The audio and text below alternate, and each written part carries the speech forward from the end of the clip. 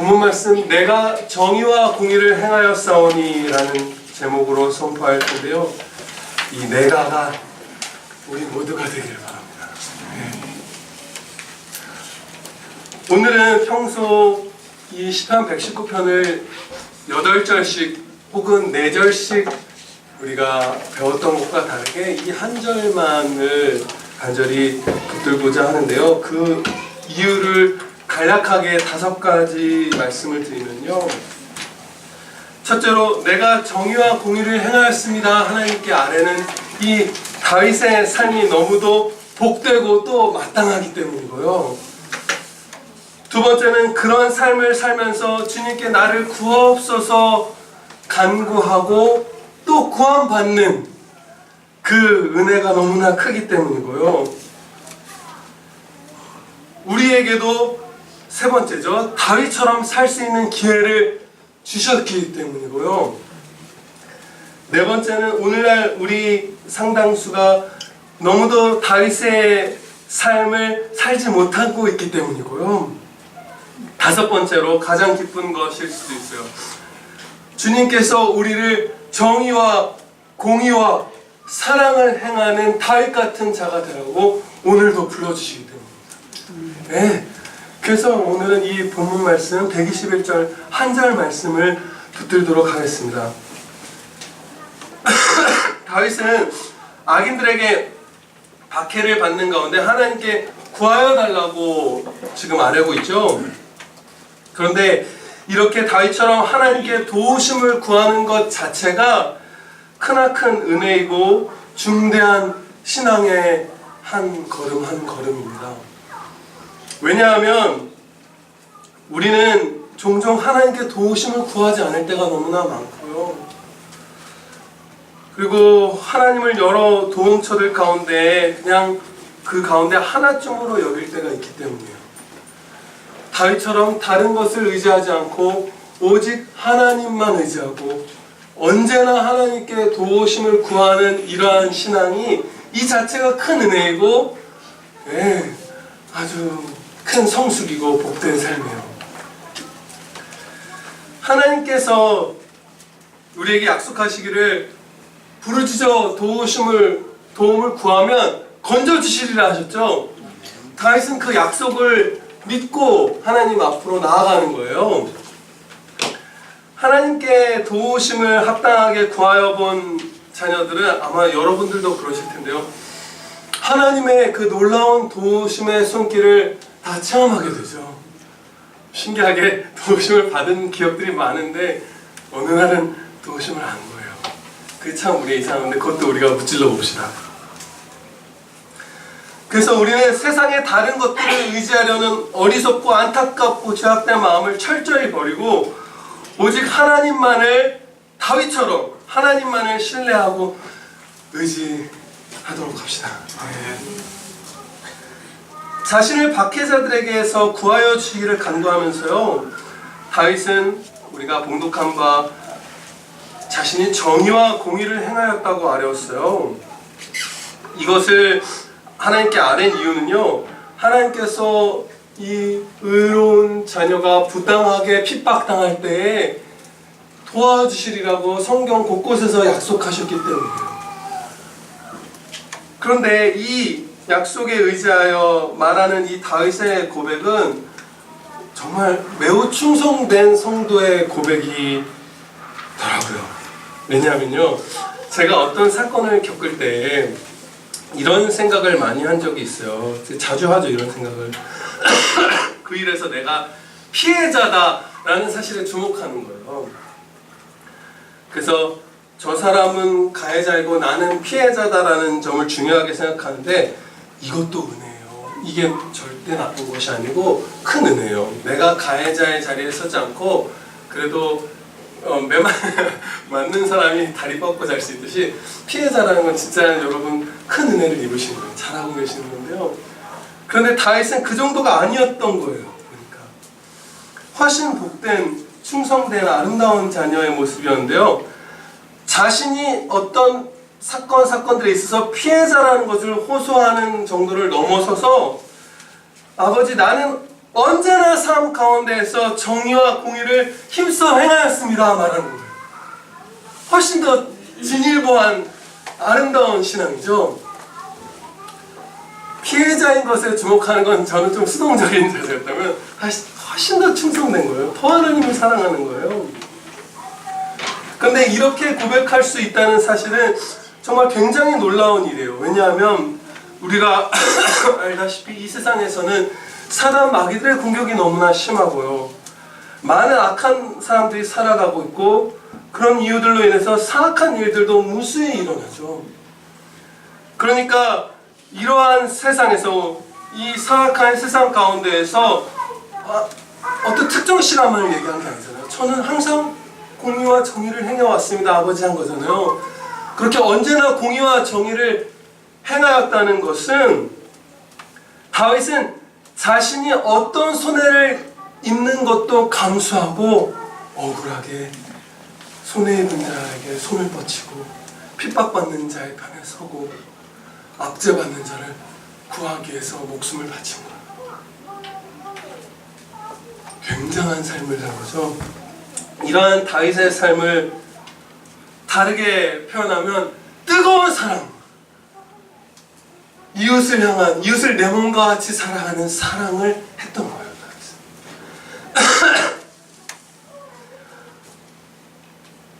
사무엘상 16장을 보면요, 그 다윗의 삶의 구체적인 모습을 볼 수 있어요. 사울 왕이 마귀에게 고통을 당하는 모습이 나와요. 그때 신하들이 사울 왕에게 이렇게 말합니다. 수금을 잘 타는 사람을 곁에 두어서 왕께서 그 악령에게 괴롭힘을 당하실 때 그가 수금을 타게 하면 왕이 좀 위안을 얻으실 수 있을 거라고 이런 식으로 얘기를 해요. 그 역할에 다윗이 추천을 받았는데요. 다윗이 그 수금을 잘 탄 것은 물론이거니와 가장 중요한 이유는 여기 써있기를, 성경 말씀에 써있기를 그 소년이 하나님께서 그 소년과 함께 하시기 때문이라고 써있어요. 그러니까 성령 충만한 자였던 다윗을 추천한 거예요. 하나님의 섭리죠.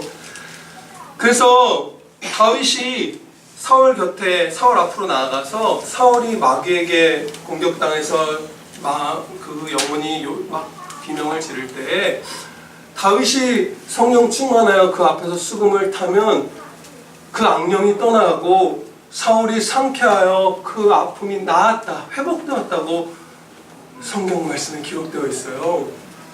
그럼 다윗은 어떤 마음으로 이 수금을 연주했을까요? 하나님을 사랑하고 경외하고 신뢰하고 의지하고 기뻐하고 감사하고 찬양하는 것, 이런 것들 당연하고요. 거기에 더하여 사울을 향한 애끓는 사랑이 있었어요. 정말 그 뜨거운 사랑으로 다윗이 사울 앞에 나아가 수금을 탔었다는 사실은요, 후에 기록된 성경 말씀, 이어지는 말씀들에서 우리가 확신할 수 있어요. 다윗은요, 그렇게 사울이 고통할 때마다 시시때때로 수금을 타면서 사울을 도왔는데요. 사울 왕은 다윗이 골리앗을 죽이고 블레셋 군대를 여러 차례 무찌르자 그를 시기하죠. 그래서 어느 날에 사울이 악령에게 고통당할 때 다윗이 또 나와 하나님을 경외함과 사랑함과 그 사울을 향한 그 안타까운 사랑으로 기도 가운데 그 사울을 위해서 연주할 때 사울이 2번이나 창을 다윗에게 던져요. 다윗을 죽이고 싶어서 시기하는 마음으로. 그리고 다윗이 도망쳤는데 그 후에는 어떤 일이 있었냐면 모든 신하와 요나단에게 다윗을 죽이라는 명령을 내리기도 했어요. 근데 심히 놀라운 일은 이 다음에 일어납니다.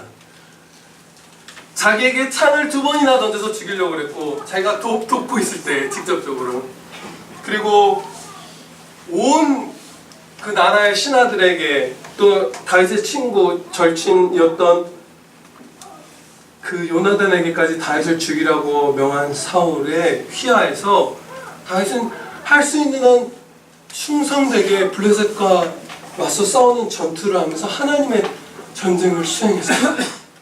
계속 싸우고 계속 이겨요. 그리고 또 한 가지 놀라운 사실은 사무엘상 19장 9절을 보면 후의 일인 거예요. 자신을 죽이려 했던 사울왕이 다시 악령들에 의해서 괴로워하자 사울 앞으로 또다시 나아갔어요. 그래서 그의 앞에서 다시 수금을 탔어요. 왕이 자신을 죽이려 하는 상황 가운데서도 최대한으로 충성하면서 사악한 블레셋에 맞서 싸우며 하나님의 전쟁을 수행한 그 공의와 정의, 그리고 자신의 원수이죠. 어떻게 보면 그에게 수금을 탐으로써 그가 내 원수가 괴롭힘 당할 때 그를 그 사단 마귀들의 앞에서 구하려고 했어요. 그때 안타까운 건 사울은 이때도 다윗을 또 죽이려고 창을 던져요. 훗날에 사울왕과 그의 아들 요나단이 블레셋과의 전투에서 사망했을 때 다윗이 조가를 지어서 부르고 백성들에게도 가르쳐서 함께 노래했는데요. 이렇게 노래했습니다. 사무엘하 1장 23절 24절 말씀에 사울과 요나단이 생전에 사랑스럽고 아름다운 자이러니, 사랑스럽고 아름다워요. 그가 사울이 생전에 가졌던, 요나단은 사랑스럽고 아름답다고 할 수 있어요, 충분히. 그런데 그 사악한 모습이 많았던 사울왕이 그 아름다운 모습을 기억합니다. 생전에 사랑스럽고 아름다운 자이러니 죽을 때에도 서로 떠나지 아니하였도다.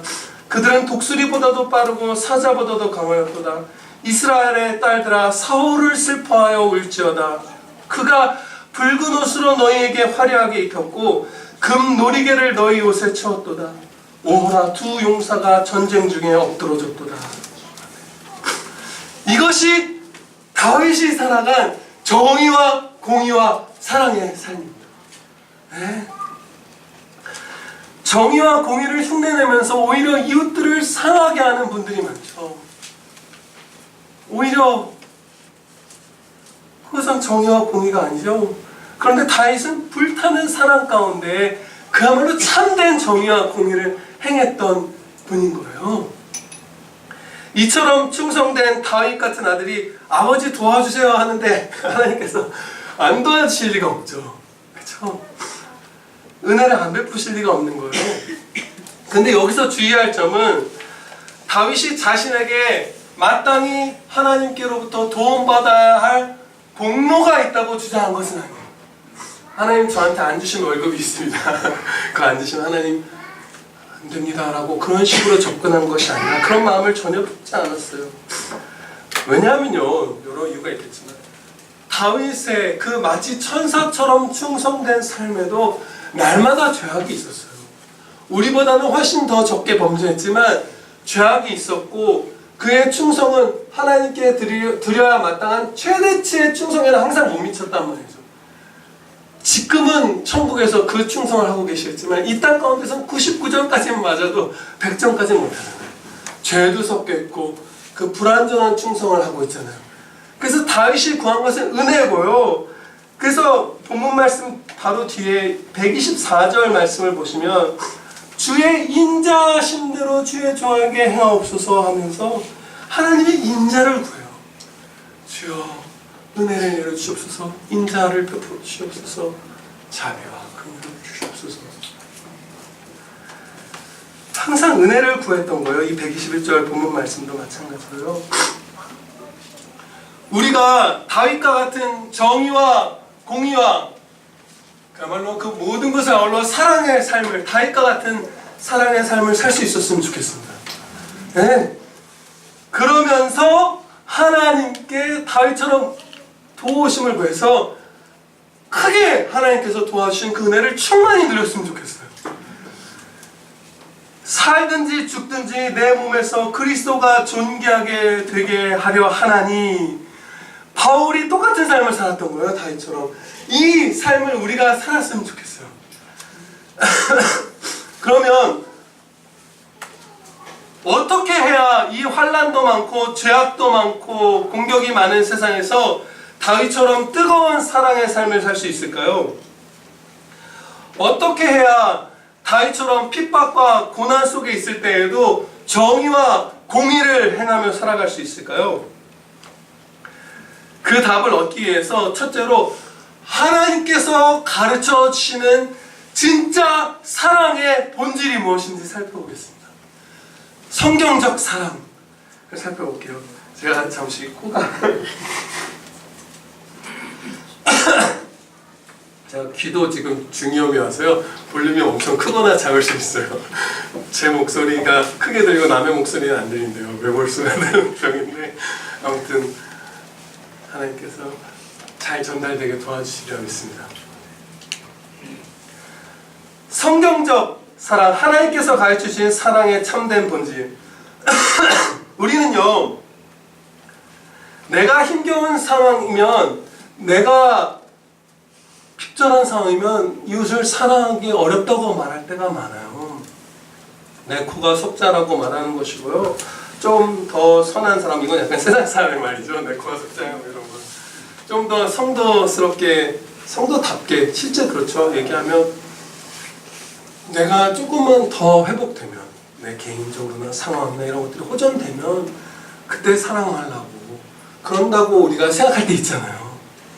그런데 놀랍고, 매우 놀랍고 감사하게도요, 하나님께서 우리에게 주시는 그 참 사랑이란 우리가 처한 어떤 환경에도 굴복하지 않습니다. 환경에 종속되지 않아요. 그것을 넘어서요. 정말 큰 감사와 기쁨의 제목이죠. 그 놀라운 사랑의 본질을 고린도후서 8장 말씀에서 좀 더 자세히 배워보도록 하겠습니다. 다윗이 행한 사랑이기도 하죠. 고린도후서 8장 1절 2절을 제가 봉독하겠습니다. 형제들아, 하나님께서 마게도냐 교회들에게 주신 은혜를 우리가 너희에게 알리노니 환난의 많은 시련 가운데서 그들의 넘치는 기쁨과 극심한 가난이 그들의 풍성한 연보를 넘치도록 하게 하였느니라. 아멘.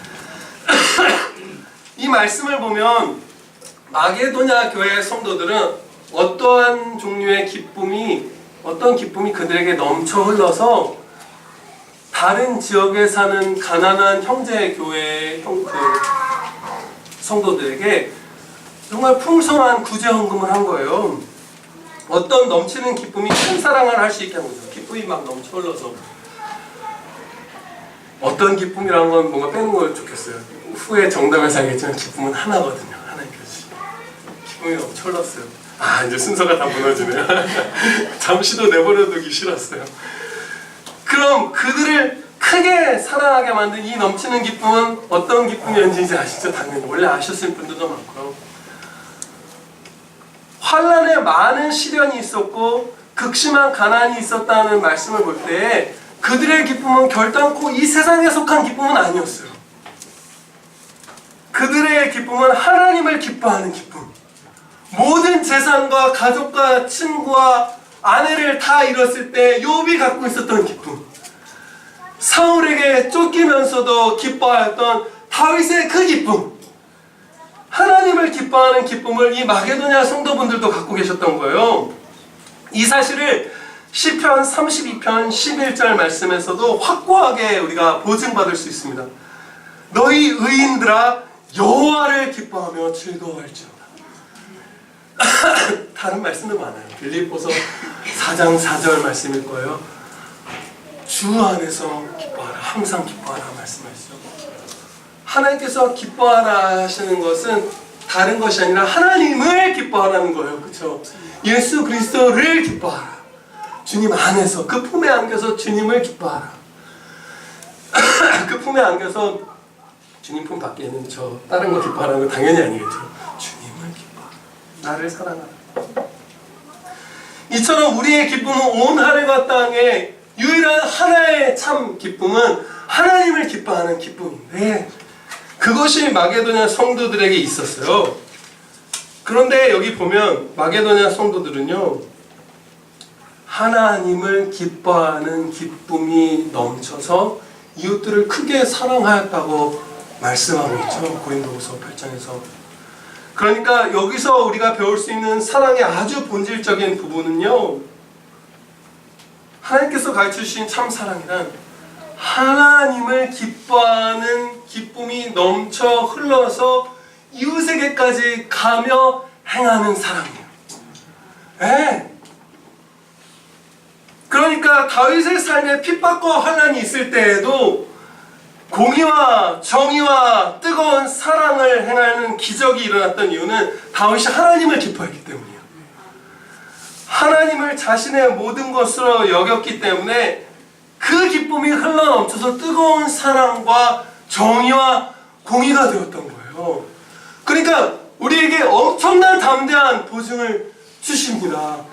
우리가 어떠한 상황에 있든지, 내가 무슨 다투는 가족과 있든지, 다투는 형제와 있든지, 동료와 있든지, 누구와 있든지, 이 나라에 환난이 임하든지, 기근이 임하든지, 무엇이 임하든지, 어떤 상황에 있든지 우리는 하나님께 먼저 사랑받으며 하나님을 사랑하고 하나님을 기뻐하면서 이웃도 사랑하면서 은혜 위에 은혜를 받을 수 있습니다.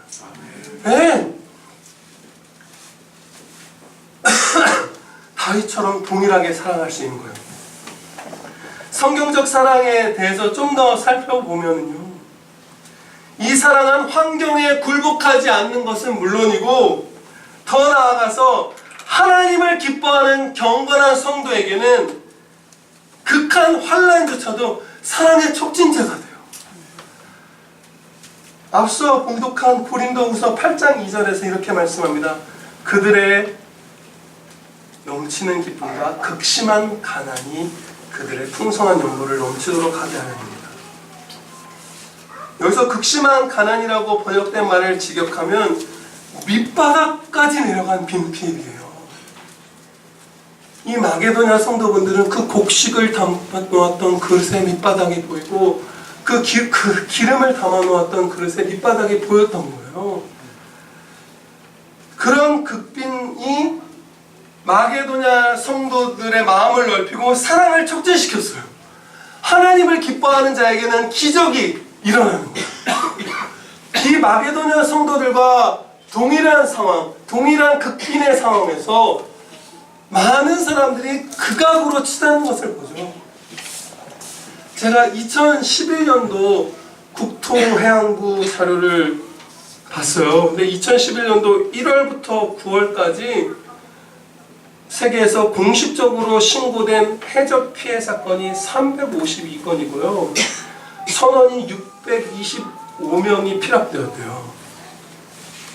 그런데 이 숫자는요, 공식 집계된 숫자는 해운회사들이 공유 할증을 우려하기 때문에 실제로는 이것보다 피해가 10배, 20배가 넘을 거라고 말해요. 몇천 명이 피랍되고 몇천 건의 해적 사건이 일어나는 거예요. 극빈층에 있는 그 중에 48%의 해적이 소말리아라고 하는데, 신고된 해적에 극빈층에 있는 사람들이 그 악으로 치닫는 거예요. 예루살렘에서도 먹을 것이 없을 때 자기 자녀를 잡아먹는 일이 일어났었잖아요. 똑같은 상황에 처했을 때 마게도냐 성도들은 하나님을 기뻐하는 자이기 때문에 하나님이 모든 것이므로 나는 다 갖고 있다는 그 사실을, 진리를 그 안에 있었다고 표현할게요. 깨닫는 정도가 아니죠. 그 안에 살아가고 있었기 때문에, 진리이신 그리스도 안에 그리스도의 몸으로서 살아가고 있었기 때문에, 몸답게 살아가고 있었기 때문에 그 해적이 되는 것과 똑같은 곡식의 밑바닥이, 곡식통이 밑바닥에 드러나는 상황에서 그날 묽은 죽 한 그릇 먹고서도 집에 남아있는 것 중에 값어치가 있는 마지막 남은 것들을 다 다른 형제 교회들을 위해서 헌금한 거예요.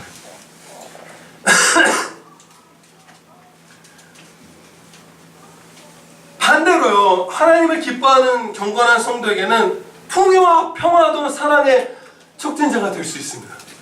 물론 우리의 부패성, 그 죄성과 연약함을 고려할 때 환난과 핍박과 가난 같은 것들이 우리의 마음을 더 넓히고 사랑을 촉진하는 경향이 크다는 안타까운 사실을 부인할 수 없죠. 그 사실이지만 정말 가난한 성도에게는 얼마든지 풍요와 평화도 사랑의 도움이 될 수 있어요. 요셉의 관대한 사랑을 보세요.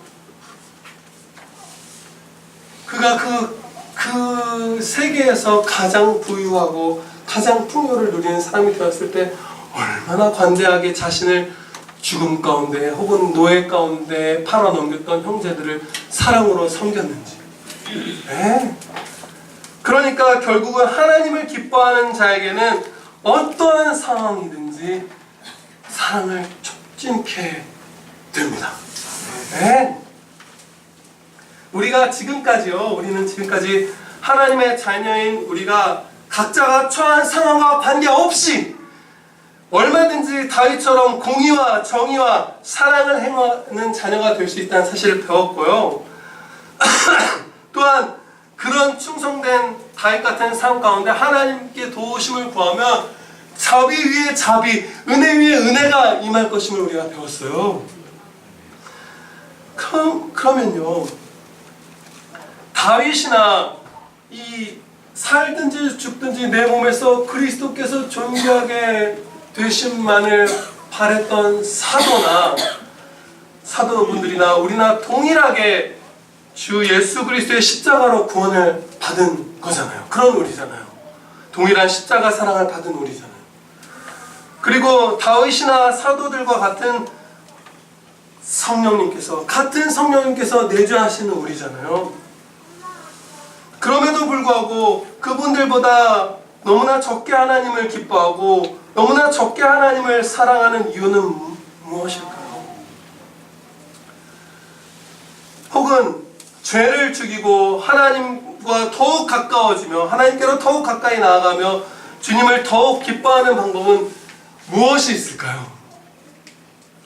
먼저 이 죄를 죽이며 하나님께로 가까이 나아가는 한 가지 강력한 실천을 배우도록 하겠습니다.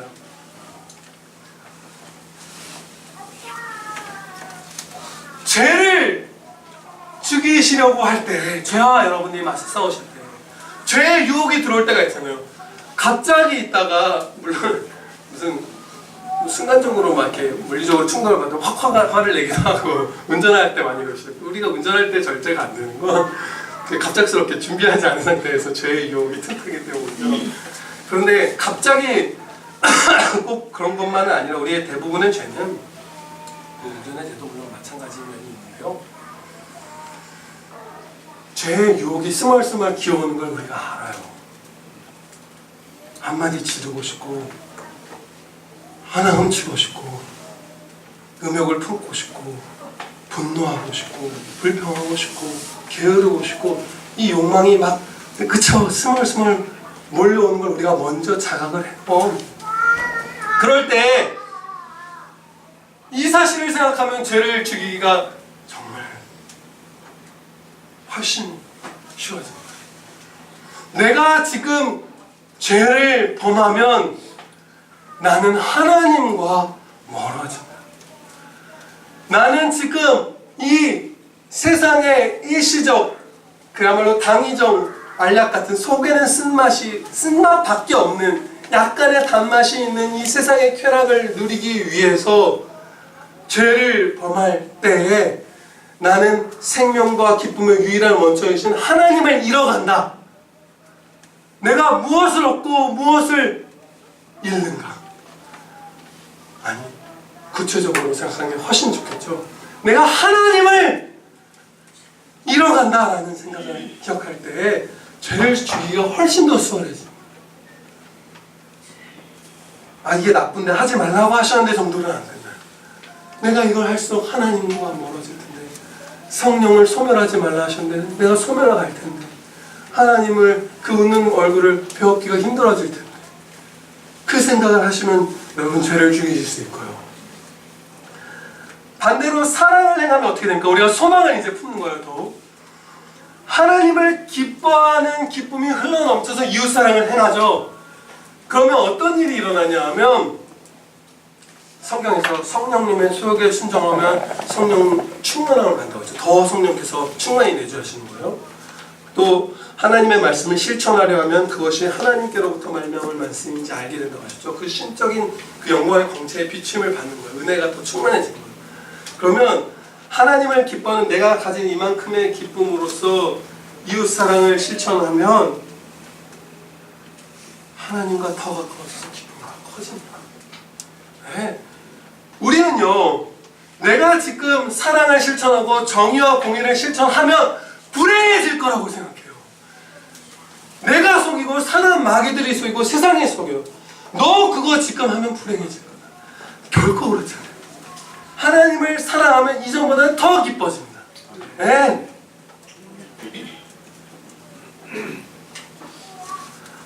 다윗처럼 하나님을 전심으로 사랑하고 기뻐하기 위하여 다음으로 행하실 바는요, 우리가 행할 바는 뭐냐면요, 다윗처럼 하나님께 간절히 부르짖어 간구하시는 거예요.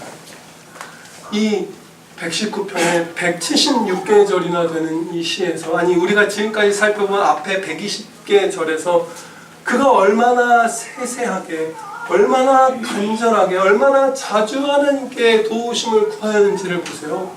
우리가 그걸 기억할 수 있겠죠.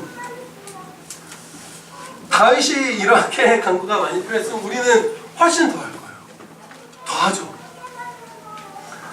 그렇게 우리가 하나님께 간구하여서 받을 수 있는 것은 무엇일까요? 여러분, 하나님께 우리가 은혜를 구하여서 받을 수 있는 은혜는 말로 다 할 수 없이 많아요. 그렇죠? 지금 그 시간이, 지금이 아니라 이 생에서 그 시간이 다 부족하죠. 그런데 그 가운데 무한히, 절대적으로, 완전히 귀한 한 가지가 있어요. 누가복음 11장 13절에서 하나님께서 말씀하십니다. 너희가 악할지라도 좋은 것을 자식에게 줄 줄 알거든 하물며 너희 하늘 아버지께서 구하는 자에게 성령을 주시지 않겠느냐 하십니다. 이 말씀에는요, 두 번의 초월적인 표현이 나와요. 일반적인 비교 문장과 다른 점이 두 번 나오는 거예요. 악한 아버지와 대비되는 것이 좋은 아버지가 아니에요. 그렇게 나와야 일반적이고 상식적이잖아요. 악한 아버지와 대비되는 게 하늘의 아버지예요. 그냥 좋은 정도를 무한히 초월하는 거예요. 그것을 누가는 나타내려고 했던 거예요. 그리고 좋은 것을 자식에게 줄 줄 알거든 좋은 것과 대비되는 게 뭐여야 할까요? 더 좋은 것일 것 같잖아요. 더 좋은 것이 아니라 성령님이에요. 이처럼 우리가 기도할 때 여러 가지 은혜를 주셔서 더듬더듬 우리가 우리의 생명과 기쁨의 유일한 원천이신 하나님을 겨우 찾아뵐 수 있도록 해주시는 게 결코 아니라 우리가 간구할 때 하나님을 주시는 거예요. 그래서요, 기도해요.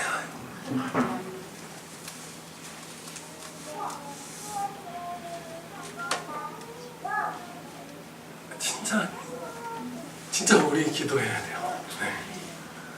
그 최근에 제가 아주 긴장되는 대화의 자리가 있었어요. 몇 분이 모여서 저에게 적대심도 좀 갖고 있기도 하고 제 일부 의견에 반발심도 갖고 있기도 한 어떤 분들과의 아주 긴장되는 대화. 그러나 형제인 분들, 그분들을 제가 믿기로는 제가 하나님의 말씀에 합한 생각을 갖고 있었기 때문에 설득하고 싶었고 함께 동참하고 싶었어요. 그 질문에. 그때 얘기가 위태위태하죠. 네, 주 성령님께서 우리와 함께 하셔서 은혜 주시기를 간구하면서 대화를 했을 때 얼마나 놀라운 은혜를 부어주셨는지. 끝에는 서로 한마음 한뜻으로 격려하면서 헤어졌어요. 네. 우리의 삶의 모든 순간에서 정말 여러분 기도 시간 정해놨을 때 여러분 마음이 평탄하실 때만 기도하는 게 아니라 가장 위기의 순간에 뛰쳐 들어가야죠. 차라리 직장 상사한테 한마디 불순종으로 범죄할 것 같으면 과장님 죄송해요 하고 가서 울면서 나가서 기도하고 와서 무릎 꿇고 용서를 구하세요. 주 성령님을 구하세요. 그러면 살아요 우리. 네.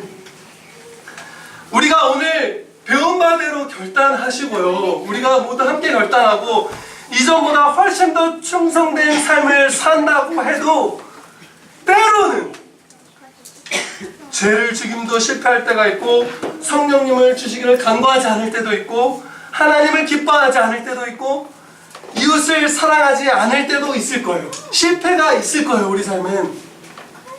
우리는 죄악되고 연약하기 때문이죠. 물론 성장할 거예요. 그래서 실패도 줄어갈 것이지만 우리에게 때로 휘청임과 그 실족함이 있을 거거든요. 그때 성도에게 주신 강력한 무기가 있는데요. 이것을 살펴보고 마치도록 하겠습니다. 삼손 사사는요. 사사 삼손 선생님은 날 때부터 나시린으로서 그 죽은 짐승의 사체를 만지지 않고 포도 열매와 포도주를 마시지 않고 머리에 삭도를 대어 자르지 않는 그 서원을 한 분이었죠. 그런데 이분이 이 삼손 선생님이 그것을 하나하나씩 어겨갔어요. 포도원에 찾아갔던 그게 성경에 기록되어 있어요. 아마 포도 열매나 포도주를 마시러 갔던 것 같아요. 그리고 그 짐승의 사체에 손을 대고 그 안에 그 생긴 그 꿀을 먹고 나눠주고 엄마한테 가죠. 근데 그게 의도적이었음을 알 수 있는 게 그 죽은 사자였나요? 그 사자의 시체에서 얻은 꿀을 어디서 얻었는지 부모에게는 말하지 않아요. 숨겨요.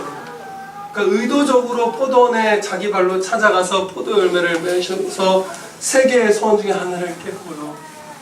그 의도적으로 사자의 시체에서 꿀을 먹으며 또 하나의 소원을 깼고요. 세 개 중에 두 개를 깬 거예요. 이제 남은 것은 머리를 자르지 않는 것, 머리에 삭도를 대지 않는 것 하나뿐이에요. 삼손 선생님께서 그 힘을 잃었던 것은 이 머리 자체에 어떤 신비한 힘이나 미신적인 힘이 있어서가 아니에요. 그 힘은 하나님께서 주시는 100% 하나님께로부터 말미암는 힘인데 그가 하나하나씩 하나님과 관계를 끊었기 때문에 그리고 마지막 남은 그 머리를 그 이방 여인에게 그 비밀을 얘기하여 그 머리가 잘려나갔을 때 삼손은 하나님과 야말로 극단적으로 등을 돌리게 되었고 주 성령께서 떠나가시고 그 힘을 잃었던 거예요. 그런데요,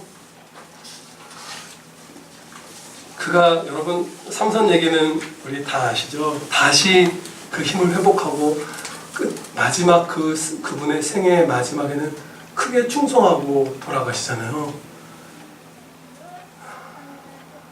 그때 이렇게 삼손이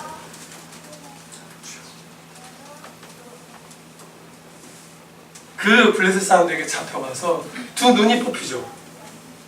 그리고 그들이 잔치를 2,3천 명이 막 모여서 잔치를 여는 가장 큰 건물, 그들의 가장 큰 회관 같은데 기둥에 묶여서 조롱당하고 그들은 먹고 마시면서 취하고 즐기고 있었어요. 그때 삼손이 이렇게 하나님께 아뢰입니다. 삼손이 여호와께 부르짖어 이르되 주 여호와여 구하옵나니 나를 생각하옵소서. 하나님이여 구하옵나니 이번만 나를 강하게 하사 나의 두 눈을 뺀 블레셋 사람에게 원수를 단번에 갚게 하옵소서. 이 삼손이 무엇을 한 거죠? 회개를 하는 것이 우리의 무기입니다. 네, 이 회개는 완전치가 않았어요. 아무리 봐도 다윗만큼 충성된 성도의 회개는 아니에요. 약간 주여 마지막으로 하나님의 싸움을 내가 이스라엘의 사사로서 주님의 영광을 위하여 싸움을 하게 해주시옵소서 이렇게 간구하진 않았어요. 내 원수를 갚게 해주시옵소서라고 했지만 불완전한 회개였지만 여호와께 부르짖었어요.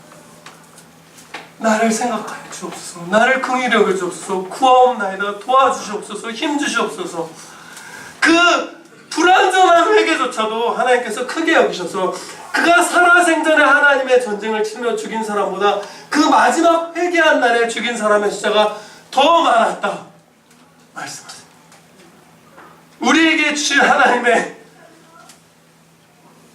신의 강력한 무기가 바로 회개입니다. 기도드리시겠습니다. 하나님 아버지, 하나님을 기뻐하는 그 마음은 사실은 우리 주 예수 그리스도의 마음임을 저희가 하나님의 말씀에서 배웠사옵나이다. 우리 주 예수 그리스도께서 다윗의 입을 통하여 시편 16편에서 말씀하신 바, 주께서 생명의 길을 내게 보이시리니 주의 앞에는 충만한 기쁨이 있고 주의 오른쪽에는 영원한 즐거움이 있나이다 말하셨음을 저희가 보옵나이다. 이제 주 예수 그리스도 본받아 주 예수 그리스도의 십자가를 마음에 새기고 저희가 오직 하나님만을 우리의 모든 보화와 기업으로 여기며 하나님을 기뻐하는 자들 다 되게 하여 주시옵소서. 하나님만을 사랑하는 자들 되게 하여 주시옵소서. 그래야 하나님을 기뻐하는 그 참된 기쁨이 우리의 심령에 흘러 넘쳐서 이웃에게까지 흘러가 뜨거운 사랑을 할 수 있게 해주시옵소서. 그 가운데 하나님께 도우심을 구하며 하나님께서 도와주시리라 믿사하며 하나님께 감사, 영광, 찬양 드리옵나이다. 우리 구주 예수 그리스도의 이름으로 기도하옵나이다. 아멘.